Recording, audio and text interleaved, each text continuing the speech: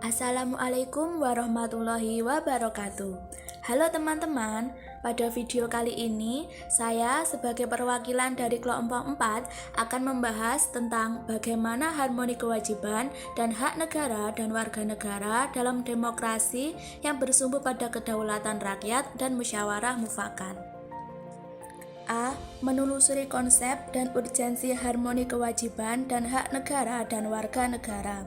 Apa sebenarnya yang dimaksud dengan hak dan kewajiban itu, dan bagaimanakah hubungan keduanya?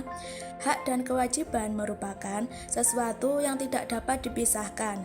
Menurut teori korelasi yang dianut oleh pengikut utilitarianisme, ada hubungan timbal balik antara hak dan kewajiban. Menurut mereka, setiap kewajiban seseorang berkaitan dengan hak orang lain, dan begitu pula sebaliknya. B. Harmoni antara kewajiban negara dan hak warga negara Indonesia sangat penting untuk menciptakan masyarakat yang adil, sejahtera, dan berdaulat. Berikut adalah beberapa alasan mengapa harmoni ini diperlukan. 1.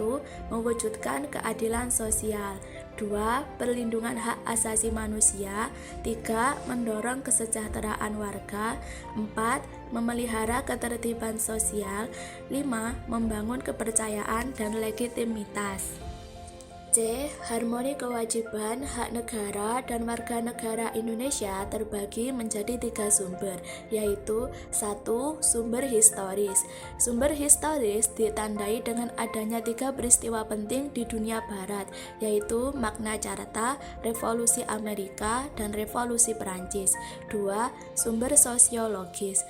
Tuntutan tidak hanya tentang mendidik hak, melainkan juga kewajiban untuk mengembangkan solidaritas sosial. 3. Politik.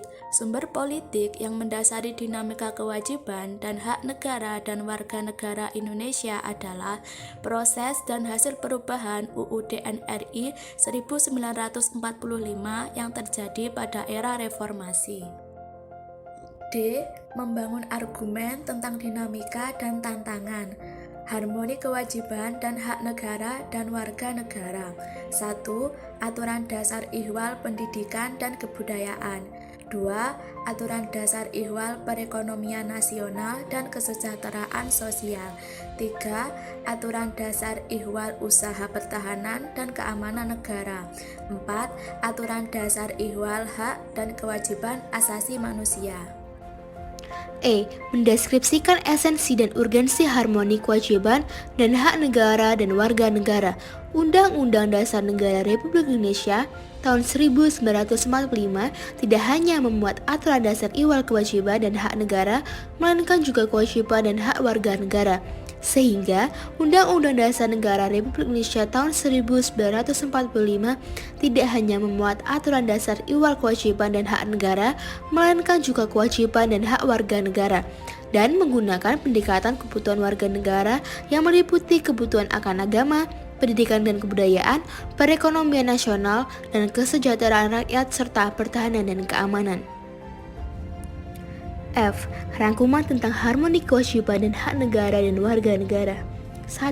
Hak adalah kuasa untuk menerima atau melakukan sesuatu yang semestinya diterima atau dilakukan melulu oleh pihak tertentu dan tidak dapat oleh pihak lain.